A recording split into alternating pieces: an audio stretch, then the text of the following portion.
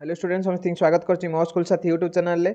आज आम भिडियो रे तुम षष्ठ श्रेणी गणित प्रकाश बही तृतीय विषय जो अच्छी संख्यार खेल 3.5 और 3.6 दुईटी आलोचना करवा कारण दुईटी छोट छोट सब टपिक अच्छी या पूर्वर मु 3.4 पर्यंत आलोचना कर देछि तो सेगुडा जो तुम देखिन निश्चित भाव देख मु गोटे सिस्टमेटिकली मेनर रे जो विषय गुड़िक आलोचना करछि चैनल को सब्सक्राइब कर और निज सांग मान भितर वीडियो को शेयर कर दियो वीडियो को लाइक कर। प्रथम देख हेडिंग सुंदर पालिड्रोमिक संरचना। तो पालिड्रोम बा पालिड्रोमिक संख्या क्या कहया ना एगुड़ाक एमती संख्या जो संख्या गुड़ाक तुम बाम पटू पढ़ले भी तुम जहाँ पाइब संख्याटा डाहाण पटू पढ़ले मत से पाइब। जब देख 66 एपटू पढ़ले भी 66 बाम पटू पढ़ले भी 66 डाहाण पटू पढ़ले भी 66 848 अच्छी तो एपटू पढ़ले भी 848 एपटू पढ़ले भी 848 माने तुम बाम पटू पढ़ कि डाहाण पटू पढ़ जो पटू पढ़ले से संख्या गुड़ाक समान आसो 848 848 575 575 797 797 1111 एपटू पढ़ने भी 1111 तो सहीटा भी से लिखी बामर डाहाण और डाहाण बाम पढ़ा एका कथा बोली से लिखी। तो जपर देख प्रथम 1 2 3 को व्यवहार कर विभिन्न पालिड्रोमिक संख्या सी लिखापी तो अंक गुड़िक जो व्यवहार कर यथासंभव 3 अंक विशिष्ट पालिड्रोमिक संख्या लेख। अंक गुड़िक मैंने आम जो अच्छी 1 2 3 यही अंक गुड़ाक व्यवहार करके आम पालिड्रोमिक संख्याटा को लिखा। देख जो 1 2 3 अंक को व्यवहार करके आम पालिड्रोमिक संख्या लिखा तो सैटा आम गोटे सिस्टमेटिकल मेनर न लिखिले आम बहुत गुटे छाड़ी दे जावा। तो प्रथम देख आम कतर अच्छी 1 2 3 मुझे सैड्रे लिखुची 3टा अंक अच्छी 1 गुटे 2 गुटे 3 गुटे ये 3टा अंक अच्छी 3टा अंक को व्यवहार करके आम लिखा। देख प्रथम एक एटा को खाली एक व्यवहार करने कौन हम 1 1 1 एटा गोटे पालिड्रोमिक संख्या हम आउ गोटे कौन कर ना प्रथम 1 रख शेष 1 रख मझे रख 2 तापर से प्रथम 1 रख शेष 1 रख मझे रख 3। तो प्रथम देख 1 1 2टा बाहर रोचे मझे रहा 1 1 1 2टा बाहर रहा मझे रहा 2 1 1 2टा बाहर रहा मझे रहा 3 एक काम सरीगला से 2 2 2टा मझे रख मझे रख प्रथम 1 2 2 2टा बाहर रख मझे रख फेर 2 ए 2 2 2टा बाहर रख सॉरी 2 2 2टा बाहर रख मझे रख 3 तो 1 को लगे 3टा 2 को लगे 3टा करदे आउ रहा 3 तो से लिख 3 3 2टा बाहर रख तो मझे रख प्रथम 1 3 3 2टा बाहर रख मझे रख 2 तापर 3 3 2टा बाहर रख मझे रख 3 तो यही 9टी पालिड्रोमिक संख्या संभव। तो या बदल जदि तुम किसी भाभी पार्छ तो निश्चित भाव कमेंट रे जनइब। तो ये जो क्वेश्चन थिला अंक गुड़िक व्यवहार कर यथा संभव 3 अंक विशिष्ट पालिड्रोमिक संख्या लेख तो यहीटा है आंसर। तापर कनसेप्ट अच्छी जोग करी आम पालिड्रोम तैयारी करवा पालिड्रोमिक संख्या जोड़ा तैयारी करवा।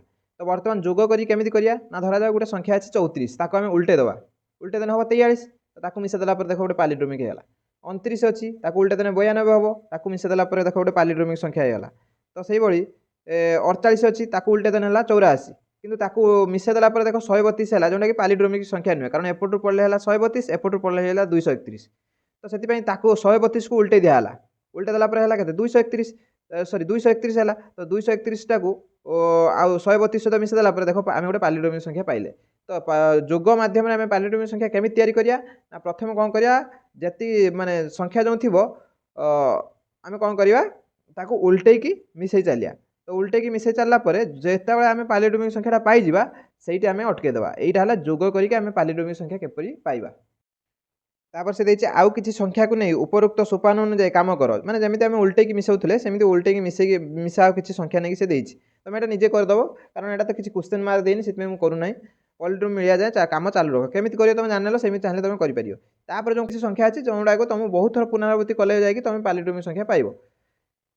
एमती किसी संख्या अच्छी कि यहाँ गोटे क्वेश्चन जहाँ तुम जहाँपाई तुम्हें आदौ पॉलिड्रोम रे पहुँची पार ना तो से पॉलिड्रोम आम पहुँची पार ना कौन संख्या सेमती अच्छी कि ना से पचार यार एनसार देख बहीर पूरा तले से देदें कारण यहाँ तो आम बहुत केते ट्राए करिया बहुत गुड़े संख्या अच्छी तो ट्राए कले बहुत समय लगे से एनसारटा देख से पेज्र तौक मुझे देखिली देख ये तले देछि उत्तर हूँ हाँ 3 अंक विशिष्ट संख्या उत्तर जना ना यह सन्देह करा जाए जे 196 आरंभ कले आदौ गोटे भी पॉलिड्रोम मिल ना तो यहाँ आंसर दे देछि तो से मुझे आंसर लिखुना। तो 196 गोटे एमती संख्या जोटा सन्देह करा जाए कहीं देला कारण 196 टाक तो बहुत थर माने से रंग उल्टे की मिसे चलते तथापि पाई ना तापर जदि पाइपारे तो केते मिसे केते जण मिसेब से एटा को लक्ष लक्ष थर मिसा जाइए तुम भावन थे दुई थर मिसेकी 10 थर मिसिकी अटकी दिखाई लक्ष लक्ष थर मिसेला भी से पाई पारना किए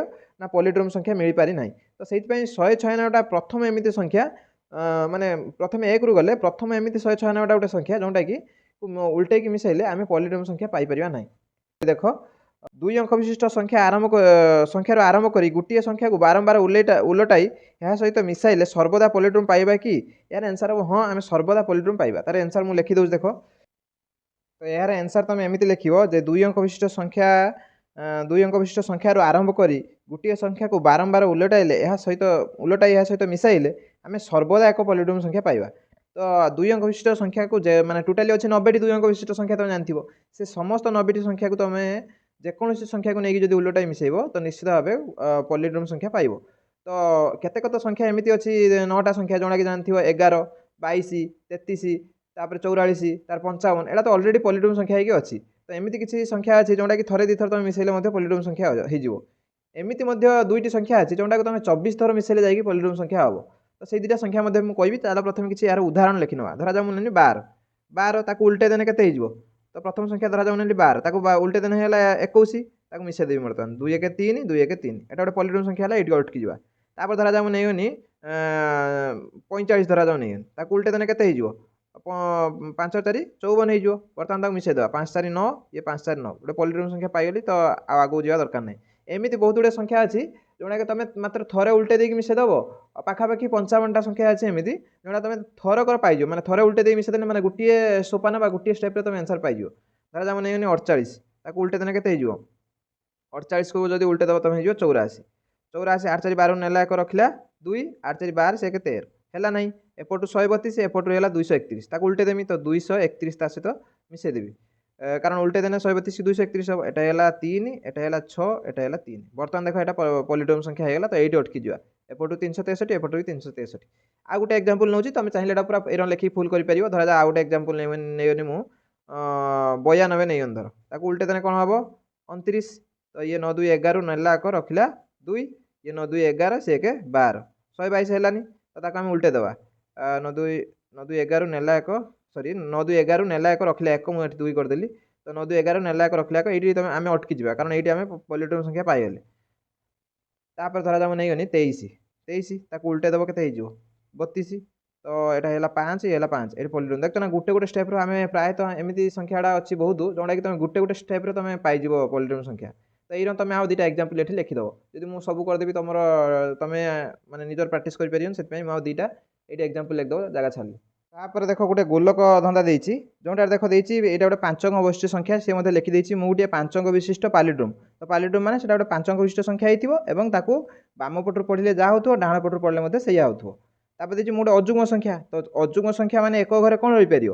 1 ରହିପାରିବ। ତ ୟାର ମୁଁ ସମାଧାନ ମୁଁ ଖାଲି ଯଦି ଆନ୍ସରଟା କହିଦେବି, ଦେଖ 1ରେ ତ ବହିରେ ବହୁତ କମ୍ କ୍ୱେଶ୍ଚନ୍ ଦେଇଛି। ତ ଖାଲି ଯଦି ମୁଁ ଆନ୍ସରଟା କହିଦେବି ତ ତମର ଯେଉଁ ଲଜିକାଲ ଥିଙ୍କିଂ ବା ମ୍ୟାଥମେଟିକ୍ସ ବା ଯେଉଁ ଗଣିତ ପଢ଼ିବା ଯେଉଁ ଉଦ୍ଦେଶ୍ୟଟା ସଫଳ ହେଇପାରିବନି। ତ ମୁଁ ସେଥିପାଇଁ କେମିତି ହେଉଛି ତାକୁ ମୁଁ ବୁଝେଇ କହୁଛି। ତ ଦେଖ ଏକ ଘରେ କ'ଣ କ'ଣ ରହିପାରିବ? ଯେହେତୁ ଏଇଟା ଗୋଟେ ଅଯୁଗ୍ମ ସଂଖ୍ୟା ଦେଇଦେଲା, ତ ଏକ ଘରେ ରହିପାରିବ 1 ରହିପାରିବ, 3 ରହିପାରିବ, 5 ରହିପାରିବ, 7 ରହିପାରିବ, 9 ରହିପାରିବ। ତାପରେ ଦେଖ ମୋର 10ଙ୍କ ଅଙ୍କ ଏକକ ଅଙ୍କରେ ଏଇଆ ରହିପାରିବ। ମୁଁ ଯେମିତି କହିଦେଲି ଯେଉଁ ଏକକ ଅଙ୍କରେ ଏଇଆ ରହିପାରିବ। ଏକ ଚାଲିଗଲା, ବର୍ତ୍ତମାନ 10କୁ ଆସିବା। ସେ ଦେଇଛି ମୋର 10କ ଅଙ୍କ ଏକକ ଅଙ୍କର 2 ଗୁଣ। ତ ୟାର 2 ଗୁଣ, ଏକକ ଅଙ୍କର 2 ଗୁଣ ହେଲା 10କ ଅଙ୍କ। ତ ଆମେ କରିବା 1ର 2 ଗୁଣ କେତେ ହେବ? 2, 3ର 2 ଗୁଣ 6, 3 ଦୁଣେ 6, 5 ଦୁଣେ 10। ତ ଏଠି ଏଇଠୁ 5ଟା କଟିଯିବ। କାହିଁକି ନା ଏଟା ଦେଖ ତାର 2 ଗୁଣ ହେଇଯାଉଛି 10। ଏଠି ତ ଗୋଟେ ଅଙ୍କ ରହିପାରିବ ନା, 10 ଘରରେ ଗୋଟିଏ ଅଙ୍କ ରହିପାରିବା କଥା। 10 ହେଇଯାଉଛି 2 ଅଙ୍କ ହେଇଯାଉଛି, ତ ଏଟା ଆଉ ହେବ ନାହିଁ। ତ 5 ହେଇପାରିବନି, 7 ହେଲା 7 ଦୁଣେ 14 ହେଇପାରିବନି, 9 ଦୁଣେ 18, ତ 18 ରହିପାରିବନି। ତ ଏ 3ଟା କଟିଗଲା। ଦେଖ ପ୍ରଥମ ଯେଉଁ କଣ୍ଡିସନ ଦେଲା ଯେ ଏଟା ଗୋଟେ ମାନେ ଯେଉଁ ଏକକ ଅଙ୍କର 2 ଗୁଣ ହେବ 10କଟା, ଏଇଠି କଟିଗଲା। ଦେଖ 3ଟା କଟିଗଲା। ୟା ପରେ ଦେଖ ଯେଉଁ ଦେଇଛି ତାପରେ କଣ୍ଡିସନଟା ଯେଉଁଟା ଦେଇଛି 10କ ଅଙ୍କ ଏକକ ଅଙ୍କର 2 ଗୁଣ ଗଲା। ତାପରେ ଦେଇଛି ମୋର ଶତକ ଅଙ୍କ 10କ ଅଙ୍କର 2 ଗୁଣ। ତାମାନେ ଶତକଟା 10କର 2 ଗୁଣ। ତାମାନେ ଶତକ ଅଙ୍କଟା କ'ଣ ହେଇପାରିବ? ଏଟା ଯଦି 2 ହେଲା, ଏଟା କେତେ ହେବ? ତାର 2 ଗୁଣ 4 ହେଇଯିବ। ଏଟା ଯଦି 6 ହେଲା, ତାର 2 ଗୁଣ 12। ତ ଏଠି ଦୁଇଟା ଅଙ୍କ ରହିପାରିବନି, ତ ଏଟା ମଧ୍ୟ କଟିଗଲା। ତ କେବଳ ଦେଖ ଏକକ 10କ ଶତକ ଆମେ ପାଇଗଲେ 1 2 4। ତ ଲେଖିଦେବ ଏକକଟା ହେବ କେତେ? 1, ଏଟା ତାର 2 ଗୁଣ ହେବ 2, ଏଟା ଶତକଟା ହେବ ତାର 2 ଗୁଣ, ତ 2 ଦୁଣେ 4। ୟାର 2 ଗୁଣ ସେ ଦେଇନି। ଏଟା ଆମେ କ'ଣ କରିବା, ଯେହେତୁ ପାଲିଡ୍ରମ ସଂଖ୍ୟା ତ 4 ପରେ କ'ଣ ଅଛି? 2। ତ ଏପଟେ ବି 4 ପରେ 2 ରହିବ। ତାପରେ 2 ପରେ ଏପଟେ କ'ଣ ଅଛି? 1। ତ ଏପଟେ ବି 2 ପରେ 1 ରହିବ। ଏବେ ଦେଖ ପଢ଼, ଏପଟେ କ'ଣ ହେବ?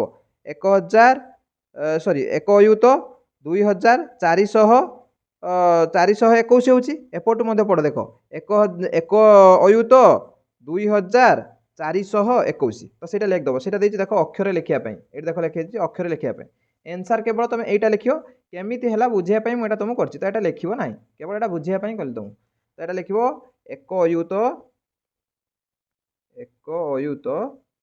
2421 তো এইটা হল তা আনসার এক ୟୁତ 2421 3.6 দেখ দিয়েছি কাপ্রেকরଙ୍କ কৌতুক সংখ্যা তো এটা দেখো প্রথমে যে 62 নম্বর পেজরে এটা এতে কিছু মানে কোশ্চেন নাই কেবল সে দিয়েছি কাপ্রেকর কিয়ে না সে ডিআর কাপ্রেকর জনে মহারাষ্ট্রর দেবলালির এক সরকারি বিদ্যালয় সে গণিত শিক্ষক লে সে 1949 মସିହାରେ সে গোটিয়ে 4 অঙ্ক বিশিষ্ট সংখ্যা নেই গোটিয়ে আকর্ষণীয় ও কৌতুক তথ্য আবিষ্কার করলে সেইপাই তাঁর নাঁটা ফেমস তাঁর নাঁ অনুসারে এই যে সংখ্যাকে কুহচ্ছে কাপ্রেকর কৌতুক সংখ্যা বলে কুহচ্ছে বা একু কাপ্রেকর স্থিরাঙ্ক বলে কুহযায় যেটাকি আমি আগুক দেখা এঙ্ক নাঁ অনুসারে হয়েছি তো ইয়ে কিଏ ଥିଲେ না মহারাষ্ট্রর দেবলাল এক সরকারি বিদ্যালয় সে শিক্ষক ଥିଲେ ଯିଏକି 1949 মସିহাରେ এই যে মানে আকর্ষণীয় বা কৌতুকিয়া তথ্যটি আবিষ্কার করে তো যেপরি আমি দেখলে সে 4 অঙ্ক বিশিষ্ট সংখ্যা নেই করলে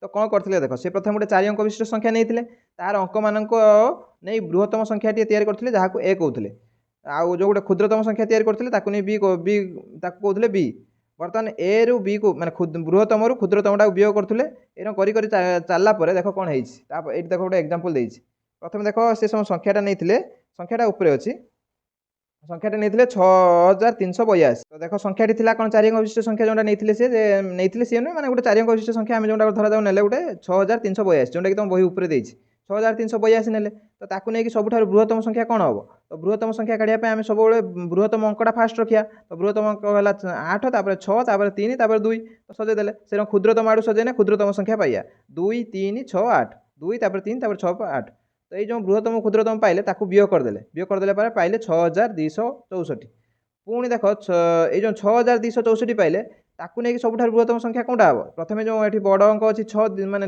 डबल 6 अच्छी तो डबल 6 लिखदेले तापर अच्छी 4 तो 4 लिखदेले तापर अच्छी 2 तो 2 लिखदेले से क्षुद्रतम कला छोट आड़ू लिखिया तो 2 तापर अच्छी 4 तापर 2टा 6 ताकू वियोग करदेले बाहर 4176 तापर से अंक देख ये जो 4176 को लेकिन बड़ संख्याटी हम कौन प्रथम रखिले बड़ अंकटी जोटा 7 तापर 6 तापर 4 तापर 1 से क्षुद्रतम अंक आड़ू लिखिले हम 1467 बर्तमान वियोग कला पाइले सी 6174 तो 6174 पाइले यहीटा है जोटा कहुए काप्रेकर स्थिरांक या पर तुम जिते नहीं कि माने जिते बड़ आउ जिते छोट नहीं कि तुम माने जिते थर जो प्रोसेसटा को रिपीट करे से 6174 पाइयो जब देख मुझे करदे ए प्रथम एटा काढ़िया एटा माने बृहत्तम तो बृहत्तम प्रथम अच्छी 7 तापर अच्छी केते 7 पर अच्छी 6 तापर अच्छी 4 तापर अच्छी 1 तापर से देख एठी जो क्षुद्रतमटा केते हम सब छोट है 1 तापर छोट है केते 4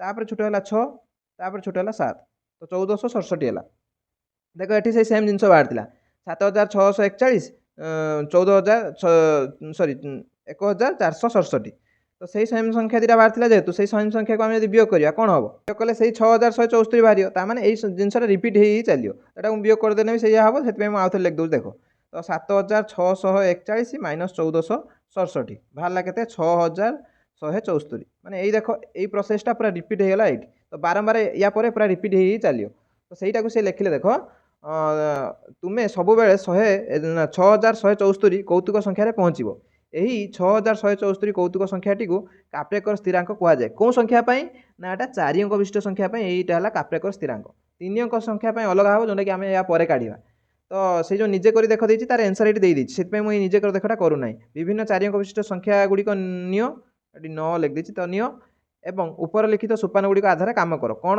हो देख तुम सांग मैंने कौन पाइले देख तो सब तुम 6174 लास्ट को पाइयो तापर या पूरा रिपीट हो चलो स्टेपटा सी देती 3 अंक संख्या तुम यहाँ आम करने तो देख यहाँ 4 अंक विशिष्ट संख्या जोटा आम काप्रेकर स्थिरांक पाइले से 6174 तो आम से 3 अंक विशिष्ट संख्या कौन काप्रेकर स्थिरांक पाँच आम लिखा ये तो प्रथम आम या जो एनसर लिखा तो ये जो लिखी क्यों संख्या बारंबार पाइबा तो एनसर मु जो प्रथम लिखी गोटे प्रथम 3 अंक विशिष्ट संख्याटे नेबी तो मन कर ମନେକର 3 ଅଙ୍କ ବିଶିଷ୍ଟ ସଂଖ୍ୟା ଯେକୌଣସି ଗୋଟେ ସଂଖ୍ୟା ନେଇପାରିବ। ମୁଁ ଏଠି ଯେଉଁଟା ନେଉଛି ସେଇଟା ତୁମେ ନେବ ବୋଲି ବାଧ୍ୟ ନୁହେଁ। 3 ଅଙ୍କ ବିଶିଷ୍ଟ ସଂଖ୍ୟାଟି ଧର ନେଇଗଲି ମୁଁ ଧର ନେଇଗଲି 142 ନେଇଗଲି। ତ এইটা ପାଇଁ ଆମେ ଏଇ ସଂଖ୍ୟାଟାରୁ ଆମେ କାଢ଼ିବା ଯେ 3 ଅଙ୍କ ପାଇଁ କାପ୍ରେକର ସ୍ଥିରାଙ୍କଟା କ'ଣ। ତ ପ୍ରଥମେ କ'ଣ କରିବା, ୟାର ପ୍ରଥମ ପ୍ରୋସେସ୍ ହେଲା ଏକୁ ନେଇକି ସବୁଠାରୁ ବଡ଼ ଅଙ୍କ ଏବଂ ସବୁଠାରୁ ଛୋଟ ଅଙ୍କ ତିଆରି କରିବା। ତ ସଂଖ୍ୟା ପାଇଁ ପ୍ରଥମେ ଏଟା କ'ଣ ନା ସବୁଠାରୁ ବଡ଼ ସଂଖ୍ୟା ଯେଉଁଟା ତିଆରି କରିବା। ତ ବଡ଼ ସଂଖ୍ୟା ତିଆରି କଲାବେଳେ କ'ଣ କରିବା ନା ବଡ଼ ଅଙ୍କ କିଏ ଏଠି 4, ତାପରେ 2, ତାପରେ 1, ଏଇଟା ହେଲା ବଡ଼ ସଂଖ୍ୟା ସବୁଠାରୁ। ତାକୁ ନେଇ ଏଇ ଅଙ୍କଟାକୁ ନେଇ ଯଦି ମୁଁ ସାନ ସଂଖ୍ୟା ତିଆରି କରିବି କ'ଣ ହେବ ନା ବି, ସେଟାକୁ ବି ନାମ ଦିଆଯାଏ। ତ ଏଟା ହେବ ପ୍ରଥମେ 1, ତାପରେ ହେବ 2, ତାପରେ ହେବ 4, କାରଣ 1, 2, 4 ଆମର ତିନିଟା ଅଛି। ତ ତାପରେ ବିୟୋଗଟାକୁ ମୁଁ ସି, ବିୟୋଗଟା ଏଠି ସି ଧରାଯାଏ, ତ ଏଠି ମଧ୍ୟ ମୁଁ ସି ଧରୁଛି। ତ ବିୟୋଗଟାକୁ ଯଦି ମୁଁ ସି ଧରିବି, ସି କରିବି, ତ 421 ମାଇନସ୍ 124 ଏକୁ ବିୟୋଗ କଲେ ଏଠି 1ରୁ 4 ଯାଇପାରିବନି, ତ 11ରୁ 4 ଗଲେ 7। ତାପରେ ଏଠି ଅଛି 1ରୁ 2 ଯାଇପାରିବନି, ତ 11ରୁ 2 ଗଲେ 9। ଆଉ ଏଠି ଅଛି 3, ତ 3ରୁ 1 ଗଲେ 2, 297 ବାହାରିଲା। ତାପରେ ଷ୍ଟେପ୍ କ'ଣ ନା ଏଇ ଯେଉଁ ଏକୁ ନେଇକି ଆମେ ପୁଣି ଆଉଥରେ ଏଇ ଷ୍ଟେପ୍ଟାକୁ ରିପିଟ୍ କରିବା। ତ ଏଇଟା ଗୋଟେ ଗାର ଦେନି, ଆଉଥରେ ଉପରେ ଯେଉଁ ରଙ୍ଗ କରିଥିଲା ମୁଁ ସେଇଭଳି କରିଛି। ତ ଏକୁ ନେଇକି ଯେଉଁ 297କୁ ନେଇକି ପ୍ରଥମେ ଆମେ ବଡ଼ ସଂଖ୍ୟାଟିକୁ ଲେଖିବା। ତ ପ୍ରଥମେ ରହିବ କ'ଣ 9, କାରଣ ବଡ଼ ଅଙ୍କ ଅଛି 9, ତାପରେ 7, ତାପରେ 2, ଏଇଟା ହେଲା ବଡ଼ ସଂଖ୍ୟା। ବିରେ ସେଇଟା ଲେଖିମି ଛୋଟ ସଂଖ୍ୟା କ'ଣ ହେବ ନା 2, 7, 9, ମାନେ ଏଇଟାକୁ ଉଲ୍ଟେ, ଏଇ ଯେଉଁ ବଡ଼ ସଂଖ୍ୟାଟାକୁ ଉଲ୍ଟେଇ ଦେଲେ ସାନ ସଂଖ୍ୟା ହେଇଯିବ, ତୁମେ ସବୁବେଳେ ଦେଖୁଥିବ। ତ ଏଇଟା ଦେଖ 9, 7, 2 ଥିଲା, ଏପଟରୁ ଲେଖିବ 2, 7, 9, ଏଇଟା ଛୋଟ ହେଇଗଲା। ବର୍ତ୍ତମାନ ସିରେ କ'ଣ କରିବା ନା ତାକୁ ବିୟୋଗ କରିବା। ତ 9, 7, 2 ମାଇନସ୍ 2, 7, 9, ତାକୁ ବିୟୋଗ କଲେ କେତେ ହେବ। ବର୍ତ୍ତମାନ ଦେଖ ଏଠି 2ରୁ 9 ଯାଇପାରିବନି, ତ 12ରୁ 9 ଗଲେ 12ରୁ 9 ଗଲେ ହେଇଯିବ 3। ତାପରେ ଏଠି ଆଉ କେତେ ରହିଲା 6, ତ 6ରୁ 7 ଯାଇପାରିବନି, 16ରୁ 7 ଗଲେ 9, 16ରୁ 7 ଗଲେ 9। ତାପରେ ଏଠି ଆଉ କେତେ ଅଛି 8 ଅଛି, ତ 8ରୁ 2 ଗଲେ 6, 693 ହେଲା। ତ ଏକୁ ନେଇକି ଫେରେ ସେଇ ଷ୍ଟେପ୍ଟା ଆଉ ଥରେ ରିପିଟ୍ କରିମି। ତ ଦେଖ ପ୍ରଥମେ ଏ ମାନେ ବଡ଼ ସଂଖ୍ୟାଟା ଖୋଲିବି। ତ ବଡ଼ ସଂଖ୍ୟାଟା ଖୋଲିଲା ପରେ ଖୋଲିଲେ କେତେ ହେବ 9, 6, 3। ସାନ ସଂଖ୍ୟାଟା ଖୋଲିବି, କେତେ ହେବ ନା 3, 6, 9। ବିୟୋଗ କରିବି 9, 6, 3 ମାଇନସ୍ 3, 6, 9। ବର୍ତ୍ତମାନ 13ରୁ 9 ଗଲେ 4, 13ରୁ 9 ଗଲେ 4, କାରଣ 3ରୁ 9 ଯାଇପାରିବନି, ସେଥିପାଇଁ 13ରୁ 9 ବିୟୋଗ କଲେ 4। ତାପରେ ଏଠି ରହିଲା 5, 5ରୁ 6 ଯାଇପାରିବନି, ତ 15ରୁ 6 ଗଲେ 9। ତାପରେ ଏଠି ଆଉ ରହିଲା କେତେ 8, 8ରୁ 3 ଗଲେ 5, 8ରୁ 3 ଗଲେ 5, ତ 594 ହେଲା। ପୁଣି ଥରେ ରିପିଟ୍ କରିବି। ତ ଏଠି ଯଦି ଜାଗା ନ ଧରେ ଆମେ ତଳକୁ କରିବା। ଯେତେ ଥର ଆମେ ମାନେ ରିପିଟ୍ କଲା ପରେ ନ ପାଇଛନ୍ତି ସେତେ ଥର ଆମେ ରିପିଟ୍ କରି ଚାଲିବା। ତ ଏଠି ଦେଖ ପ୍ରଥମେ କ'ଣ କରିବା ନା ବଡ଼ ସଂଖ୍ୟାଟା ଲେଖିବା। ବଡ଼ ସଂଖ୍ୟାଟା କେତେ ହେବ ଏଠି 9, 5, 4, 9, 5, 4 ମାନେ 954। ସାନ ସଂଖ୍ୟାଟା କେତେ ହେବ 4, 5, 9। ବିୟୋଗ ଫଳଟା କେତେ ହେବ ନା 9, 5, 4 ମାଇନସ୍ 4, 5, 9। 14ରୁ 9 ଗଲେ ହେଲା 5, ତାପରେ ଏଠି ଆଉ ରହିଲା 4, ତ 14ରୁ 5 ଗଲେ ହେବ 9, 14ରୁ 5 ଗଲେ 9 ହେଇଗଲା। ଏଠି ଆଉ ରହିଛି କେତେ 8, ତ 8ରୁ 4 ଗଲେ 4, 495 ହେଲା। ମାନେ ଯେତେବେଳେ ଆମେ ରିପିଟ୍ ହେଇଯିବା ସେଇଟା ଆମେ ବନ୍ଦ କରିଦେବା, ଏଇଠି ବନ୍ଦ କରିବାନି। ଏଇଠି ଆଉ ଥରେ ଯଦି 495 ବାହାରିବ ଆମେ ସେଇଠୁ ବନ୍ଦ କରିଦେବା। ଏଇଠି ଦେଖ 594 ବାହାରିଥିଲା, ଏଇଠି ଯଦି 594 ବାହାରିଥାନ୍ତା ମୁଁ ଏଇଠି ବନ୍ଦ କରିଦେଇଥାନ୍ତି, ମାନେ ଜାଣିଥାନ୍ତେ ଯେ ସେଇଟା ଆମର ହେଲା କାପ୍ରେକର ସ୍ଥିରାଙ୍କ 3 ଅଙ୍କ ବିଶିଷ୍ଟ ସଂଖ୍ୟା ପାଇଁ। ତ ଏଠି ଆମେ ବନ୍ଦ କରିବାନି, ଆହୁରି ଆଗକୁ ଯିବା। ତ ଆହୁରି ଆଗକୁ ଯିବା ପାଇଁ ମୁଁ ଦେଖ ଏଇଟା ଗୋଟେ ଚିହ୍ନ ଦେଇକି ଏଠି ଷ୍ଟାର୍ଟ କରୁଛି। ପ୍ରଥମେ ହେଲା ଏଇଟା କ'ଣ କରିମି, ଏଠି ଥିଲା କେତେ 495, ତ ସବୁଠାରୁ ବଡ଼ ଅଙ୍କଟା କିଏ ଏଠି 9, ତାପରେ 5, ତାପରେ 4, ତ 9, 5, 4। ତାପରେ ବିରେ ଦେଖ ବିଟା କେତେ ହେବ ନା ଏକୁ ମାନେ ସାନ ଆଡ଼ୁ ଲେଖିଲେ କେତେ ହେବ 4, 5, 9। ସିରେ ତାକୁ ବିୟୋଗ କରିବ 9, 5, 4 ମାଇନସ୍ 4, 5, 9। ଦେଖ ଏକ୍ଜାକ୍ଟ ଏଇ ପ୍ରୋସେସ୍ ଏଇଟା ରିପିଟ୍ ହେଇଗଲା। ଦେଖ ଏଠି ବାହାରିଥିଲା ଦେଖ 994, ଏଠି ବାହାରିଲା 994, ଏଠି ବାହାରିଲା ଏ ବାହାରିଥିଲା 459, ଏଠି ବାହାରିଲା ଦେଖ 459। ଏଠି ବାହାରିଥିଲା ମାନେ ବିୟୋଗ ଫଳଟା ତ ଅଟୋମେଟିକ୍ ସମାନ ବାହାରିବ। ଏଠି ବାହାରିଥିଲା 495, ତ ଏଠି ଅଟୋମେଟିକ୍ 495 ବାହାରିବ। ତାମାନେ ଏଇ 495ଟା ଆମେ ଜାଣିଲେ 3 ଅଙ୍କ ବିଶିଷ୍ଟ ସଂଖ୍ୟା ପାଇଁ କାପ୍ରେକର ସ୍ଥିରାଙ୍କ। ତମେ ଅଲଗା ସଂଖ୍ୟା ମୁଁ ଏଠି 142 ନେଇଛି ନା ନାଇଁ, ତମେ 142 ବଦଳି ଅଲଗା ସଂଖ୍ୟା ନେଇକି ମଧ୍ୟ ଟ୍ରାଏ କରିପାରିବ। ଦେଖିବ ସେଇ 495 କତର ଆସିକି ତମେ ଅଟକିବ। 495 ବାରମ୍ବାର ରିପିଟ୍ ହେବ। ୟା ପରେ କନେ ସେଇ 495, କାରଣ ବଡ଼ ସଂଖ୍ୟାଟା ବାହାରିଯିବ ଫେରେ 954, ସାନ ସଂଖ୍ୟାଟା ବାହାରିଯିବ 459, ଫେରେ ଏଇ ପ୍ରୋସେସଟା ରିପିଟ୍ ହେଇ ଚାଲିବ। ତ ଆଉ କରିକି କିଛି ମାନେ ବ୍ୟର୍ଥ ସେଟା କରିକି କିଛି ଲାଭ ନାହିଁ। ତ ଏଠି 3 ଅଙ୍କ ବିଶିଷ୍ଟ ସଂଖ୍ୟା ପାଇଁ କାପ୍ରେକର ସ୍ଥିରାଙ୍କଟା କେତେ ବାହାରିଲା, ଦେଖିବ 3 ଅଙ୍କ ବିଶିଷ୍ଟ ସଂଖ୍ୟା ପାଇଁ କାପ୍ରେକର ସ୍ଥିରାଙ୍କ 495 ଅଟେ। ତୁମେ ଏଇଟା ଅଲଗା ସଂଖ୍ୟା ପାଇଁ ନେଇ ମଧ୍ୟ ଟ୍ରାଏ କରିପାରିବ। ଭିଡ଼ିଓ ଶେଷ କରୁଛି। ଧନ୍ୟବାଦ। ଜୟ ଜଗନ୍ନାଥ।